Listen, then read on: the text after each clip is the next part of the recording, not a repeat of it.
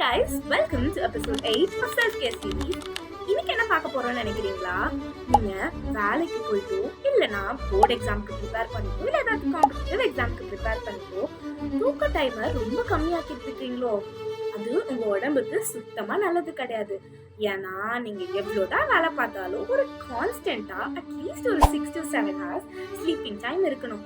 இல்ல அது உங்க mental health and physical health தான் அஃபெக்ட் பண்ணும். ஸோ இப்பயாவது உங்களோட ஸ்லீப்பிங் டைமை கரெக்டாக வச்சுக்கோங்க.